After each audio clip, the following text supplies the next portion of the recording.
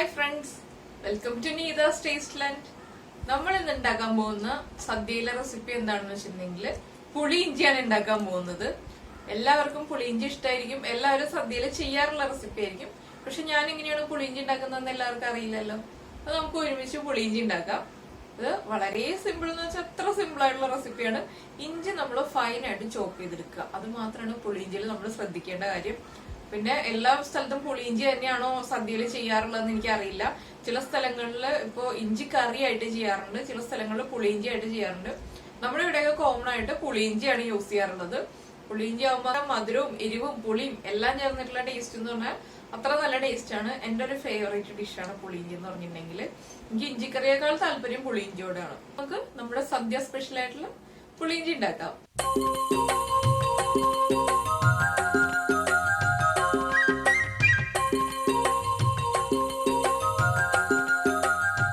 പുളിയിഞ്ചി ഉണ്ടാക്കാൻ ആവശ്യമായിട്ടുള്ള ഇൻഗ്രീഡിയൻസ് നമ്മൾ ഇഞ്ചി തൊലി കളഞ്ഞ് ക്ലീൻ ചെയ്തെടുത്തിട്ടുണ്ട്. മഞ്ഞൾപ്പൊടി, മുളക് പൊടി, കടുക്, കറിവേപ്പില, പിന്നെ പച്ചമുളക്, ശർക്കര, വറ്റൽമുളക്, ഉപ്പ്, കായം, വെളിച്ചെണ്ണ. പിന്നെ നമുക്ക് ഏറ്റവും ഇമ്പോർട്ടന്റ് ആയിട്ടുള്ള ഇൻഗ്രീഡിയന്റ് എന്ന് പറഞ്ഞിട്ടുണ്ടെങ്കിൽ നമ്മുടെ വാളൻപുളി. ചൂടുവെള്ളത്തിൽ സോക്ക് ചെയ്ത് വെച്ചിരിക്കുകയാണ്. പുളിയുടെ ആ ഒരു ഫ്ലേവർ കംപ്ലീറ്റ് ആയിട്ട് ഇറങ്ങാനും നമുക്ക് പിഴിഞ്ഞെടുക്കാനൊക്കെ എളുപ്പത്തിന് വേണ്ടിയിട്ടാണ് നമ്മൾ ചൂടുവെള്ളത്തിൽ സോക്ക് ചെയ്ത് വെക്കുന്നത്. ഇതിപ്പോ ഞാൻ 1/4 കിലോ ഇഞ്ചി എടുത്തിട്ടുണ്ട്, 100 ഗ്രാം വാളൻപുളി എടുത്തിട്ടുണ്ട്. ഇത് ഇവിടെ വീട്ടിൽ തന്നെ ഉണ്ടായ പുളിയാണ്, അതുകൊണ്ട് അത്യാവശ്യം നന്നായിട്ട് പുളി ഉണ്ട്. ഇഞ്ചി കട്ട് ചെയ്ത് തുടങ്ങാം. ഇഞ്ചി കട്ട് ചെയ്യുമ്പോൾ നമുക്ക് 2 രീതിയിൽ കട്ട് ചെയ്യാം. ഇങ്ങനെയാണെങ്കിൽ ഇതുപോലെ വെച്ചിട്ട് കട്ട് ചെയ്യാം, ഇതുപോലെ നീളത്തിൽ ഇങ്ങനെ വെച്ചിട്ട് കട്ട് ചെയ്യാം. നമുക്ക് ഏതാണോ എളുപ്പം ആ രീതിയിൽ കട്ട് ചെയ്തെടുക്കാം കേട്ടോ. ഞാനിപ്പോ 2 രീതിയിലും കാണിച്ചു തരാം. അതുപോലെ തന്നെ ഈ ഇഞ്ചിയുടെ പീസ് എടുത്തിട്ട് തിരിച്ച് ഇതുപോലെ കുറുകെ വെച്ചിട്ട് കട്ട് ചെയ്യണമെന്നുണ്ടെങ്കിൽ ഇതുപോലെ ആയിട്ടും കട്ട് ചെയ്തെടുക്കാം. ഏത് രീതിയിൽ കട്ട് ചെയ്താലും നമ്മൾ ഇഞ്ചി കൊത്തി അരിഞ്ഞാണ് എടുക്കുന്നത്, അതുകൊണ്ട് ഇതിൽ കട്ടിങ് അത്ര ഇമ്പോർട്ടന്റ് അല്ല, കൊത്തി അരിഞ്ഞെടുക്കാന്നുള്ളതേ ഉള്ളൂ. അപ്പൊ ഞാൻ ആദ്യം ഇഞ്ചി ഒന്ന് കട്ട് ചെയ്തെടുക്കട്ടെ. ഞാനിപ്പോ നീളത്തിൽ തന്നെയാണ് കട്ട് ചെയ്തെടുക്കുന്നത്. അപ്പൊ നമ്മള് ഇഞ്ചി ഇതുപോലെ സ്ലൈസ് ചെയ്തെടുത്തു. ഇനിയിപ്പോ നമുക്കിത് കൊത്തി അരിയാം. കൊത്തി അരിയാന്ന് വെച്ചാൽ എങ്ങനെയാണെന്ന് അറിയാത്ത ആളുകൾക്ക് വേണ്ടിയിട്ടാണ് ഞാനിതിപ്പോ കാണിച്ചു തരാൻ പോകുന്നത്. കുറച്ച് കുറച്ചായിട്ട് എടുക്കുക. ഇതുപോലെ കംപ്ലീറ്റ് ആയിട്ട് ഇങ്ങനെ കട്ട് ചെയ്തെടുക്കാം. വലിയ കത്തിയാണെങ്കിൽ നമുക്ക് ഈസി ആയിട്ട് കട്ട് ചെയ്തെടുക്കാം. ചെറിയ കത്തിയാണെങ്കിൽ ഇങ്ങനെ കട്ട് ചെയ്യാൻ കുറച്ച് ബുദ്ധിമുട്ടായിരിക്കും. അപ്പൊ മാക്സിമം വലിയ കത്തി തന്നെ യൂസ് ചെയ്യാം. ഇതിങ്ങനെ കട്ട് ചെയ്ത് വരുമ്പോൾ ഇഞ്ചിയുടെ പീസുകളെല്ലാം ചെറുതായി വന്നോളൂ. നമ്മൾ ഒരുമിച്ച് വെച്ചിട്ട് തന്നെ ചെയ്യുകയാണെങ്കിൽ അതായിരിക്കും ഈസി. ഇപ്പൊ ഞാൻ കുറച്ചായിട്ട് കാണിച്ചു തരാം.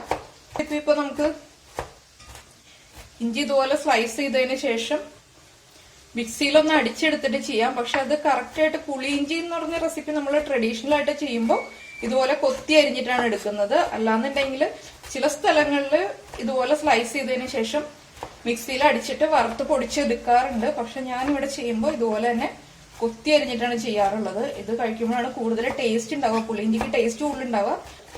പിന്നെ ട്രഡീഷണൽ പുളിയിഞ്ചി എന്ന് പറഞ്ഞിട്ടുണ്ടെങ്കിൽ ഇതുപോലെ കൊത്തി അരിഞ്ഞ് തന്നെ ഉണ്ടാക്കുന്നതാണ്. എല്ലാവർക്കും നമ്മൾ സദ്യയിലൊക്കെ കഴിക്കുമ്പോഴും കൊത്തി അരിഞ്ഞിട്ട് തന്നെയല്ലേ പുളിയിഞ്ചി കിട്ടാറുള്ളത്. ഇടയ്ക്ക് ഇതൊന്ന് അടുപ്പിച്ച് വെച്ചു കൊടുക്കണം കേട്ടോ, എന്നാലേ നമുക്കിത് ഇഞ്ചി മുഴുവനായിട്ടും ചെറുതായിട്ട് കട്ട് ചെയ്തെടുക്കാൻ പറ്റുള്ളൂ. ഇപ്പൊ ഇതാ ഇത് കണ്ടോ, നമ്മള് ഇഞ്ചി കൊത്തി അരിഞ്ഞെടുത്തു. ഇതാണ് കൊത്തി അരിയാന്ന് പറയാ. ഇത്ര ചെറുതായിട്ട് മുറിക്കുന്നതിനാണ് കൊത്തി അരിയാന്ന് പറയാ. ഇനിയിപ്പോ നമുക്ക് നമ്മുടെ ഇഞ്ചി മുഴുവനും കട്ട് ചെയ്യാം. അപ്പൊ കട്ട് ചെയ്തതിന് ശേഷം കാണിച്ചു തരാം കേട്ടോ. ഇനി ഇപ്പൊ നമ്മള് നമ്മുടെ ഇഞ്ചി മുഴുവൻ കൊത്തി അരിഞ്ഞെടുത്തിട്ടുണ്ട്. അതുപോലെ തന്നെ പച്ചമുളകും റൗണ്ടിൽ കട്ട് ചെയ്തെടുത്തിട്ടുണ്ട്. ഇതിപ്പോ 7 പച്ചമുളകാണ് ഞാൻ എടുത്തിട്ടുള്ളത്. എന്താണെന്ന് വെച്ചിട്ടുണ്ടെങ്കിൽ നമ്മൾ മുളക് പൊടി കുറച്ചേ ചേർക്കുന്നുള്ളൂ, പച്ചമുളകാണ് കൂടുതൽ ചേർക്കുന്നത്. ഇനിയിപ്പോ നമുക്ക് ഈ ഇഞ്ചി ഒന്ന് ഫ്രൈ ചെയ്തെടുക്കാം. നമ്മളിപ്പോ ഇഞ്ചി ഫ്രൈ ചെയ്യാൻ വേണ്ടിയിട്ട് ഒരു ഉരുളി വെച്ചിട്ടുണ്ട്. ട്രഡീഷണൽ റെസിപ്പി ആയതുകൊണ്ടാണ് ഞാനിപ്പോ ഉരുളിയിൽ ചെയ്യാമെന്ന് വിചാരിച്ചത്. ഇതിലേക്ക് നമുക്ക് കുറച്ച് വെളിച്ചെണ്ണ ഒഴിക്കാം. ആദ്യം കുറച്ച് വെളിച്ചെണ്ണ ഒഴിക്കുക, അതിനുശേഷം നമുക്ക് ഇഞ്ചി ഫ്രൈ ആയി വരുന്നതനുസരിച്ച് കുറച്ചായിട്ട് വെളിച്ചെണ്ണ ചേർക്കാം. ഈ വെളിച്ചെണ്ണ പോരാട്ടോ, ഇതിലും കൂടുതൽ വെളിച്ചെണ്ണ വേണ്ടി വരും. ഇതിലേക്ക് നമ്മൾ കട്ട് ചെയ്ത് വെച്ചിരിക്കുന്ന ഇഞ്ചി ചേർക്കുക. ഇനി നമുക്കിത് ഇളക്കി കൊടുക്കാം. ഉരുളി ആകുമ്പോൾ ഉള്ളൊരു ഗുണം എന്താണെന്ന് വെച്ചിട്ടുണ്ടെങ്കിൽ നമുക്ക് കൂടുതൽ സമയം ചൂട് ഒരേപോലെ തന്നെ മെയിൻറ്റെയിൻ ചെയ്യാൻ പറ്റും. കറക്റ്റായിട്ട് ചൂട് അങ്ങനെ ബാലൻസ് ആയി പോയിക്കോളൂ ഉരുളിയിൽ. അതുപോലെ തന്നെ ഇത് ഫ്രൈ ചെയ്യുമ്പോൾ ഹൈ ഫ്ലെയിമിൽ വെച്ചിട്ട് ഇഞ്ചി ഫ്രൈ ചെയ്യരുത്. ഹൈ ഫ്ലെയിമിൽ വെച്ചിട്ട് ഫ്രൈ ചെയ്തിട്ടുണ്ടെങ്കിൽ ഇഞ്ചി വേഗം കരിഞ്ഞു പോകും. ലോ ഫ്ലെയിമിൽ വെച്ചിട്ട് ഫ്രൈ ചെയ്തെടുക്കുക, അപ്പോഴേ ഇഞ്ചി കറക്റ്റായിട്ട് കുക്കായി വരുള്ളൂ. ഇതിങ്ങനെ വേറെ പ്രോസസ് ഒന്നുമില്ല. ലോ ഫ്ലെയിമിലിട്ട് ഇളക്കി കൊടുത്തോണ്ടിരിക്കുക. പിന്നെ ഇടയ്ക്കിടയ്ക്ക് വെളിച്ചെണ്ണ ചേർക്കേണ്ടി വരും. അപ്പോൾ ഓരോ സ്റ്റേജിൽ വെളിച്ചെണ്ണ ചേർക്കുമ്പോൾ ഞാൻ കാണിച്ചു തരാം ഇതെങ്ങനെയാണ്, ഏത് സ്റ്റേജിൽ എത്തുമ്പോഴാണ് വെളിച്ചെണ്ണ ചേർക്കുന്നത് എന്നുള്ളത്. ഇനിയിപ്പോ ഞാനിത് ഇളക്കിക്കൊണ്ടിരിക്കട്ടെ കേട്ടോ. ഇപ്പൊ നമ്മള് ഒരു 5 മിനിറ്റ് ആയിട്ട് ലോ ഫ്ലെയിമിൽ ഇളക്കിക്കൊണ്ടിരിക്കുകയാണ്. ഇതിപ്പോ കണ്ടോ, ഈ ഉരുളിയുടെ അടിഭാഗത്തൊക്കെ ഇഞ്ചി പിടിച്ചു തുടങ്ങി. അപ്പൊ നമുക്ക് മനസ്സിലാക്കാം വെളിച്ചെണ്ണ കുറവാണ്, ഇനി വെളിച്ചെണ്ണ ചേർക്കണം. ഈ ഒരു സ്റ്റേജിലാണ് ഇനിയിപ്പോ ഞാൻ അടുത്ത പ്രാവശ്യം, രണ്ടാമത്തെ പ്രാവശ്യം വെളിച്ചെണ്ണ ചേർക്കുന്നത്. ആദ്യം നമ്മൾ വെളിച്ചെണ്ണയിലേക്കാണ് ഇഞ്ചി ഇട്ട് കൊടുത്തത്. അതുപോലെ ഓരോ സ്റ്റേജ് ബൈ സ്റ്റേജ് ആയിട്ടാണ് നമ്മൾ വെളിച്ചെണ്ണ ചേർത്ത് കൊടുക്കുന്നത്. ഒരുമിച്ച് തന്നെ ഒഴിക്കില്ല. എന്താണെന്ന് വെച്ചിട്ടുണ്ടെങ്കിൽ ഒരുമിച്ച് ഒഴിച്ചാൽ ചിലപ്പോൾ വെളിച്ചെണ്ണയുടെ അളവ് കൂടിപ്പോ. അതുപോലെ തന്നെ നമ്മൾ പുളി ഒഴിച്ചു കഴിയുമ്പോൾ പുളിയും വെളിച്ചെണ്ണയും കൂടി മിക്സ് ആയിട്ട് വെളിച്ചെണ്ണ ഇങ്ങനെ പൊങ്ങി കിടക്കുമ്പോൾ കാണാൻ കറി ഒട്ടും ഭംഗി ഉണ്ടാവില്ല. ഇനിയിപ്പോ നമുക്ക് വീണ്ടും ഇളക്കിക്കൊണ്ടിരിക്കാം. ഇപ്പോൾ നമ്മുടെ ഇഞ്ചി ഏകദേശം ഒരു 75% ഫ്രൈ ആയി വന്നു. ഇതിലേക്ക് നമുക്കിനി കറിവേപ്പില ചേർക്കാം. ഇപ്പോൾ കുറച്ച് കറിവേപ്പില ചേർക്കാം, ബാക്കിയുള്ളത് നമ്മൾ ലാസ്റ്റാണ് ചേർക്കുന്നത്. ഇതിന്റെ കൂടെ തന്നെയാണ് നമ്മൾ പച്ചമുളക് ചേർക്കുന്നത്. ഈ ഒരു 75% ഫ്രൈ ആയി കഴിയുമ്പോഴാണ് പച്ചമുളക് ചേർക്കുന്നത്. ഇനി ഇപ്പോൾ ബാക്കി ഇത് ഫ്രൈ ചെയ്തെടുക്കുക. ഇതിലേക്ക് വീണ്ടും ഞാൻ വെളിച്ചെണ്ണ ചേർത്തിട്ടില്ല. ഇപ്പൊ തന്നെ നമ്മളെടുത്ത ഇഞ്ചിയുടെ 1/4 ഭാഗം പോലും ഇല്ല. വല്ലാതെ ഇഞ്ചിയുടെ അളവ് കുറഞ്ഞില്ലേ. നന്നായിട്ട് പുക വരുന്നു, ചുമ വരുന്നു. ഇനി പച്ചമുളകും ഇഞ്ചിയും നന്നായിട്ടൊന്ന് ഫ്രൈ ആയി വരണം. ഇപ്പൊ ഞാൻ ഏകദേശം ഒരു 15 മിനിറ്റ് ലോ ഫ്ലെയിമിൽ ഇളക്കി കൊടുത്തോണ്ടിരിക്കുകയായിരുന്നു. അപ്പോഴാണ് ഇഞ്ചി ഫ്രൈ ആയി വന്നത്. അപ്പൊ ഇടയ്ക്ക് ഇളക്കി കൊടുത്തോണ്ടിരിക്കുമ്പോൾ വെളിച്ചെണ്ണ കുറവായിട്ട് തോന്നുകയാണെങ്കിൽ വെളിച്ചെണ്ണ ഒഴിച്ചു കൊടുക്കണം. ഇതൊന്നുകൂടി ഒന്ന് ഫ്രൈ ആയി വരട്ടെ. ഇപ്പൊ നമ്മുടെ പച്ചമുളകും കറക്റ്റ് ആയിട്ട് ഫ്രൈ ആയി വന്നതുകൊണ്ടോ പച്ചമുളകിന്റെ മേളിൽ ആ ഒരു പച്ചമുളകൊക്കെ ഒരു ലൈറ്റ് ആയിട്ടൊരു വൈറ്റ് ഷെയ്ഡ് വരുമ്പോൾ പച്ചമുളക് കുക്കായി എന്ന് മനസ്സിലാക്കാം. ഇതിലേക്ക് ഇനി നമുക്ക് നമ്മൾ എടുത്തു വെച്ചിരിക്കുന്ന പുളിവെള്ളം ഉണ്ടല്ലോ അത് ഒഴിച്ചു കൊടുക്കാം. അപ്പൊ നമ്മള് പുളി എടുത്തു വെച്ചിരുന്നത് കംപ്ലീറ്റ് ആയിട്ട് പിഴിഞ്ഞ് വെള്ളം അരിച്ചൊഴിച്ചു. എന്താണെന്ന് വെച്ചാൽ പുളിയുടെ പീസുകളൊന്നും വീഴാതിരിക്കാൻ വേണ്ടിയിട്ടാണ് നമ്മൾ അരിച്ചൊഴിക്കുന്നത്. അപ്പോൾ ഒഴിച്ചത് കംപ്ലീറ്റ് ആയിട്ട് കാണിക്കാതിരുന്നത് എന്താണെന്ന് വെച്ചാൽ തുമ്മല് വന്നിട്ട് ഒരു രക്ഷയുണ്ടായിരുന്നില്ല. ഇനി നമ്മൾ ഇതിലേക്ക് ചേർക്കുന്നത് മഞ്ഞൾപ്പൊടി, അതുപോലെ തന്നെ വളരെ കുറച്ച് മുളക് പൊടി. മഞ്ഞൾപ്പൊടിയേക്കാളും കുറവായിട്ടാണ് നമ്മൾ മുളക് പൊടി ചേർക്കുന്നത്. മുളക് പൊടി ചേർത്തോ എന്ന് വെച്ചാൽ ചേർത്തു, ചേർത്തില്ല എന്ന് വെച്ചാൽ ചേർത്തില്ല. ആ രീതിയിൽ വളരെ കുറച്ചായിട്ട് ചേർക്കാം. അടുത്തതായിട്ട് നമുക്ക് പുളിയിഞ്ചിക്ക് ആവശ്യമായിട്ടുള്ള ഉപ്പ് ചേർക്കാം. ആദ്യം കുറച്ച് ഉപ്പ് ചേർക്കുക, അതിനുശേഷം ഉപ്പ് നോക്കിയതിന് ശേഷം മാത്രം ഉപ്പ് ചേർത്ത് കൊടുക്കുക. ഒന്ന് മിക്സ് ചെയ്തതിന് ശേഷം ഫ്ലെയിം കുറച്ച് തന്നെ വെക്കണം കേട്ടോ. ഫ്ലെയിം പുളിവെള്ളം ഒഴിച്ചതിന് ശേഷം ഫ്ലെയിം കുറച്ച് തന്നെയാണ് വെച്ചിട്ടുള്ളത്. ഇനി പുളിവെള്ളത്തിൽ കിടന്നിട്ടാണ് ഇഞ്ചി ബാക്കി കുക്കായി വരേണ്ടത്. ഇതിലേക്ക് നമ്മൾ കായം ചേർക്കുകയാണെങ്കിൽ ഒരു ചെറിയ പീസ് കായം ചേർക്കുക. കായത്തിന്റെ പൊടിയാണ് ചേർക്കുന്നതെങ്കിൽ 1/4 ടീസ്പൂൺ കായപ്പൊടി ചേർക്കുക. ഞാനിപ്പോൾ എളുപ്പത്തിന് വേണ്ടിയിട്ട് കായപ്പൊടിയാണ് ചേർക്കുന്നത്. ഇതിനി നന്നായിട്ട് മിക്സ് ചെയ്യുക. ഇതിനി ഒന്ന് തിളച്ച് കുറുകി വരണം. നമ്മൾ ചേർത്തിട്ടുള്ള പുളിവെള്ളം കുറുകി വന്നാലേ കറക്റ്റ് ആയിട്ടുള്ള പുളിയിഞ്ചിയുടെ കൺസിസ്റ്റൻസി ആവുള്ളൂ. അപ്പൊ ഇനി ഇത് തിളക്കട്ടെ. ഇപ്പൊ നമ്മുടെ ഗ്രേവി തിളച്ചു തുടങ്ങി. ഇതിലേക്ക് നമുക്കിനി ശർക്കര ചേർക്കാം. ശർക്കര ചേർക്കുമ്പോൾ ആദ്യം കുറച്ച് ചേർക്കുക. ഞാനിപ്പോ ഒരു വലിയ നാരങ്ങയുടെ വലിപ്പത്തിൽ, വലിയ ചെറുനാരങ്ങയുടെ വലിപ്പത്തിലാണ് ശർക്കര എടുത്തത്. അത് ഗ്രേറ്റ് ചെയ്ത് വെച്ചതാണ്. ഇതിപ്പോ ഇനി ലോ ഫ്ലെയിമിലേക്ക് ഇടന്നിട്ട് തിളച്ച് കുറുകി വരണം. അപ്പൊ ഞാൻ ഇനി ഇത് ലോ ഫ്ലെയിമിലിട്ടിട്ട് തിളച്ചു കുറുകി വരുമ്പോൾ കാണിച്ചു തരാം. ഇനിയിപ്പോ ഇതിലേക്ക് വേറെ ഇൻഗ്രീഡിയൻസ് ഒന്നും നമ്മളിപ്പോ ചേർക്കുന്നില്ല. തിളച്ചു കുറുകി വരുമ്പോഴേ ബാക്കിയുള്ള കാര്യങ്ങളൊക്കെ ഉള്ളൂ. അപ്പൊ അങ്ങനെ നമ്മുടെ പുളി ഇഞ്ചി ഫൈനൽ സ്റ്റേജിലേക്ക് എത്തിക്കൊണ്ടിരിക്കുന്നു. ഞാൻ വീണ്ടും കുറച്ചുകൂടി ശർക്കര ചേർത്ത് കൊടുത്തു. എന്താണെന്ന് വെച്ചാൽ ഇപ്പൊ ഫ്ലെയിം കൂട്ടിയാണ് വെച്ചിരിക്കുന്നത്, മീഡിയം ഫ്ലെയിമിലാണ് വെച്ചിരിക്കുന്നത്. അതുകൊണ്ടാണ് ഇതുപോലെ തിളച്ചുകൊണ്ടിരിക്കുന്നത്. പിന്നെ ശർക്കരയുടെ കാര്യം എന്താണെന്ന് വെച്ചിട്ടുണ്ടെങ്കിൽ നമ്മൾ പുളി ചേർക്കുമ്പോൾ നമ്മുടെ ഓരോരുത്തരുടെയും ടേസ്റ്റ് വ്യത്യാസമായിരിക്കും. അപ്പോൾ ഞാൻ ചേർത്ത കണക്ക് ഞാൻ പറയാം. 100 ഗ്രാം പുളി 1.5 ലിറ്റർ ചൂടുവെള്ളത്തിലേക്ക് ഇട്ടിട്ട് നന്നായിട്ട് പിഴിഞ്ഞതാണ് നമ്മൾ ഇതിലേക്ക് ഒഴിച്ചത്. അതുപോലെ തന്നെ ഒരു വലിയ ചെറുനാരങ്ങയുടെ വലിപ്പത്തിലുള്ള ശർക്കരയാണ് ഗ്രേറ്റ് ചെയ്തിട്ട് ഇട്ടത്. അത് നമ്മുടെ ടേസ്റ്റ് അനുസരിച്ച് ചേർക്കുക. എന്താണെന്ന് വെച്ചിട്ടുണ്ടെങ്കിൽ നമ്മൾ ആദ്യമേ ടേസ്റ്റ് ചെയ്ത് നോക്കുമ്പോൾ പുളിയായിരിക്കും മുന്നിൽ നിൽക്കുന്നത്. പിന്നെ ഇതൊന്ന് നമ്മുടെ ഗ്രേവി ഒന്ന് റെഡ്യൂസ് ആയി വരുമ്പോൾ കറക്റ്റായിട്ട് മധുരം അറിയാൻ പറ്റുള്ളൂ. അതുപോലെ തന്നെ ഞാനിപ്പോൾ ചെക്ക് ചെയ്തിട്ട് എരിവും പുളിയും ഉപ്പും മധുരവും എല്ലാം കറക്റ്റ് ആണ്. അപ്പൊ ഞാൻ ചേർത്ത അളവിൽ തന്നെ ചേർക്കുകയാണെങ്കിൽ വ്യത്യാസം വരില്ല.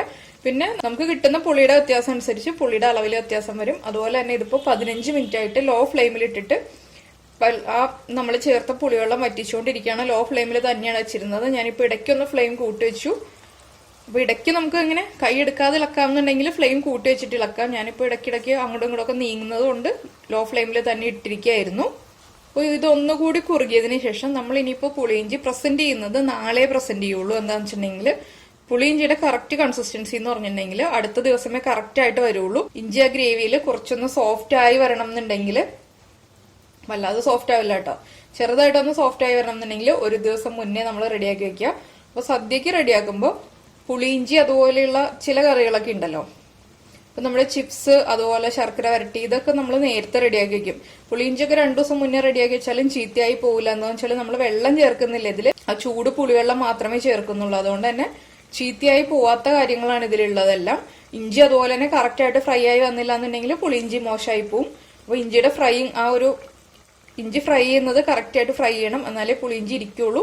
അപ്പൊ നമുക്കിനി ഇത് കറക്റ്റ് ആയി കഴിയുമ്പോൾ ഫ്ലെയിം ഓഫ് ചെയ്ത് വറവിട്ട് വെക്കാം. ഞാൻ വറവിടുന്നതൊന്നും കാണിക്കുന്നില്ല. എന്താണെന്ന് വെച്ചാൽ നമ്മൾ സാധാരണ കുറച്ച് വെളിച്ചെണ്ണ, ഏറ്റവും കുറച്ച് വെളിച്ചെണ്ണ യൂസ് ചെയ്യുക. എന്താണെന്ന് വെച്ചാൽ നമ്മൾ ഇഞ്ചി ഫ്രൈ ചെയ്തു, അപ്പൊ ഇതിൽ ഇങ്ങനെ കാണുമ്പോൾ വെളിച്ചെണ്ണ കാണാൻ പറ്റുന്നുണ്ടല്ലോ, കണ്ടോ. അപ്പോൾ ഞാനിപ്പോൾ ഫ്ലെയിം ഓഫ് ചെയ്യാണ്. ഞാൻ ഫ്ലെയിം ഓഫ് ചെയ്തു, ഈ ഒരു കൺസിസ്റ്റൻസിയിൽ ഓഫ് ചെയ്തു. ഇനിയിപ്പോൾ അടുത്ത ദിവസം ആകുമ്പോൾ അത് കറക്റ്റ് ആയിക്കോളും. അതുകൊണ്ടാണ് ഇതിപ്പോൾ ഓഫ് ചെയ്തത്. ഇപ്പൊ നമ്മൾ നോക്കുമ്പോൾ കുറച്ച് വെള്ളം കൂടുതലാണ്, ഇത് കറക്റ്റ് ആയിട്ടില്ലല്ലോ എന്ന് വിചാരിക്കും. പക്ഷെ അത് അടുത്ത ദിവസം ആകുമ്പോൾ കറക്റ്റ് ആയിക്കോളും. ഇനി ഇതിലേക്ക് വറവിടുന്നത് എങ്ങനെയാണെന്ന് വെച്ചിട്ടുണ്ടെങ്കിൽ കുറച്ച് വെളിച്ചെണ്ണയിൽ കടുകും വറ്റൽമുളകും അതുപോലെ തന്നെ നമ്മുടെ കറിവേപ്പിലയും കൂടി അതിലേക്ക് ഇടുക. അത്രയേ ഉള്ളൂ. പിന്നെ ചൂട് മാറിയതിന് ശേഷം എടുത്ത് അടച്ചു വെക്കുക. ഫ്രിഡ്ജിലൊന്നും വെക്കണമെന്നില്ല. ഫ്രിഡ്ജിൽ വെക്കാതെ തന്നെ ഒരാഴ്ച വരെ പുളിയിഞ്ചി ചീത്തയാവാതിരിക്കും. വെള്ളം ചേർക്കുകയാണെങ്കിലുള്ള കാര്യം എനിക്കറിയില്ല, ഞാൻ ചെയ്യുമ്പോൾ വെള്ളം ചേർക്കാറില്ല, പുളിവെള്ളം മാത്രമേ ചേർക്കാറുള്ളൂ. അപ്പൊ നമ്മൾ ഉരുളിയിൽ റെഡിയാക്കിയതുകൊണ്ട് തന്നെ ഇതുപോലെ ഇതുണ്ടാവും. നമ്മൾ ഫ്ലെയിം ഓഫ് ചെയ്താൽ ആ ഉരുളിയുടെ ചൂടിലിരുന്നിട്ട് ഇത് തിളച്ചുകൊണ്ടിരിക്കും. അപ്പൊ ബാക്കിയുള്ള കാര്യങ്ങൾ നമുക്കിനി നാളെ കാണാം. അപ്പൊ നമ്മുടെ പുളി ഇഞ്ചി റെഡി ആയി കഴിഞ്ഞു. ഞാൻ വറവിട്ടപ്പോ വറ്റൽമുളകും കടുകും കറിവേപ്പിലയും ചേർത്തു, സാധാരണ നമ്മൾ വറവിടുന്ന പോലെ തന്നെ. പിന്നെ ഇപ്പൊ കണ്ടോ, നല്ല ഭംഗിയായിട്ട് എണ്ണയൊക്കെ തെളിഞ്ഞു വന്നിട്ടുണ്ട്. കറക്റ്റ് ആയിട്ട് പുളിയിഞ്ചിയുടെ കറക്റ്റ് കൺസിസ്റ്റൻസി ആയി വന്നിട്ടുണ്ട്. കുറച്ച് റെസിപ്പീസ് നമ്മൾ നേരത്തെ ചെയ്തിരുന്നല്ലോ, വിഷുസദ്യയിലും അല്ലാതെയൊക്കെ ആയിട്ട് ഇടയ്ക്ക് ചെയ്തിട്ടുണ്ടായിരുന്നു. അപ്പൊ പുളിയിഞ്ചി അതുപോലെ തന്നെ നമ്മുടെ പിക്കിൾസ് ഇതെല്ലാം നേരത്തെ, പിക്കിൾസ് ഒക്കെ ഓണത്തിന് 2 ആഴ്ച മുന്നേ റെഡിയാക്കി വെക്കുക. പുളിയിഞ്ചി ആകുമ്പോൾ ഓണത്തിന് 2 ദിവസം മുന്നേ റെഡിയാക്കുക. ഇങ്ങനെ ഓർഡറിൽ നമ്മൾ കാര്യങ്ങൾ റെഡിയാക്കി വെക്കുകയാണെങ്കിൽ നമുക്ക് സദ്യ പ്രിപ്പയർ ചെയ്യാൻ വേണ്ടിയിട്ട് വലിയ ബുദ്ധിമുട്ടുണ്ടാവില്ല. അതുകൊണ്ടാണ് ഇപ്പൊ നേരത്തെ പുളിയിഞ്ചിയുടെ റെസിപ്പി ഇടുന്നത്. ഇനിയിപ്പോ ഇടയ്ക്കിടയ്ക്ക് നമുക്ക് സദ്യയുടെ റെസിപ്പീസ് ഇടാം. അപ്പോൾ മോശമായി പോവാത്ത, അതുപോലെ തന്നെ നമുക്ക് നേരത്തെ ചെയ്ത് വെക്കാൻ പറ്റുന്ന കാര്യങ്ങളാണ് ആദ്യം അത് ഞാൻ ചെയ്യുന്നത്. ഇടയ്ക്ക് ചിലപ്പോൾ ചെയ്തു വരുമ്പോൾ ഇതിന്റെ ഇടയിൽ ചെയ്യേണ്ട, ഇപ്പൊ തലേ ദിവസം ചെയ്യേണ്ട റെസിപ്പിയൊക്കെ ചിലപ്പോൾ ഇടയ്ക്ക് കയറി വന്നുകൊണ്ടിരിക്കും. അതെന്താണെന്ന് വെച്ചിട്ടുണ്ടെങ്കിൽ എനിക്ക് സമയം കിട്ടുന്ന അനുസരിച്ചാണ് ഞാനിപ്പോ പ്ലാൻ ചെയ്യുന്നത്. അപ്പോൾ ഇന്നിപ്പോ പുളിയിഞ്ചി ചെയ്യാലോ എന്ന് പ്ലാൻ ചെയ്തിട്ടാണ് വേഗം തന്നെ പുളിയിഞ്ചി ചെയ്തത്. അപ്പോൾ പിക്കിൾസിന്റെ റെസിപ്പീസ് കാണാത്ത ആളുകള് പിക്കിൾസ് എന്നുള്ള ആ ഒരു പ്ലേലിസ്റ്റ് ക്രിയേറ്റ് ചെയ്തിട്ടുണ്ട്. ആ പിക്കിൾസിൽ ക്ലിക്ക് ചെയ്ത് കഴിഞ്ഞിട്ടുണ്ടെങ്കിൽ നമ്മൾ ഇതുവരെ ചെയ്തിട്ടുള്ള എല്ലാ പിക്കിൾസും ഉണ്ട്. പിന്നെ സമയം കിട്ടുകയാണെങ്കിൽ ഞാൻ 1-2 പിക്കിൾസിന്റെ റെസിപ്പിയും കൂടി ചെയ്യുന്നുണ്ട്. അതപ്പോ സമയം കിട്ടുന്ന അനുസരിച്ച് ചെയ്യുള്ളൂ. അതുപോലെ തന്നെ സദ്യ റെസിപ്പീസ് എന്ന് പറഞ്ഞ് സെർച്ച് ചെയ്താലും പ്ലേലിസ്റ്റിലുണ്ട്. അതുപോലെ തന്നെ കേരള സദ്യ റെസിപ്പീസ് എന്ന് പറഞ്ഞ് നോക്കിയിട്ടുണ്ടെങ്കിലും പ്ലേലിസ്റ്റിൽ ഉണ്ടാവുന്നതാണ്. അപ്പൊ ഇതുവരെ ചെയ്തിട്ടുള്ള സദ്യ റെസിപ്പീസ്, സദ്യയിലും അല്ലാതെയും ചെയ്തിട്ടുള്ള എല്ലാ റെസിപ്പീസും പ്ലേലിസ്റ്റിലുണ്ട്. അപ്പൊ അതും കാണുക. അപ്പൊ നമുക്ക് ബാക്കിയുള്ള ഓരോ റെസിപ്പീസും ഓരോ ദിവസങ്ങളിലായിട്ട് നമുക്ക് ചെയ്യാം. അപ്പോൾ എല്ലാവരും ലൈക്ക് ചെയ്യുക, ഷെയർ ചെയ്യുക, കമന്റ് ചെയ്യുക. അതുപോലെ തന്നെ സബ്സ്ക്രൈബ് ചെയ്യാത്ത ആളുകൾ സബ്സ്ക്രൈബ് ചെയ്യുക. നമുക്ക് നമ്മുടെ അടുത്ത റെസിപ്പിയുമായിട്ട് അടുത്ത ദിവസം കാണാം. താങ്ക്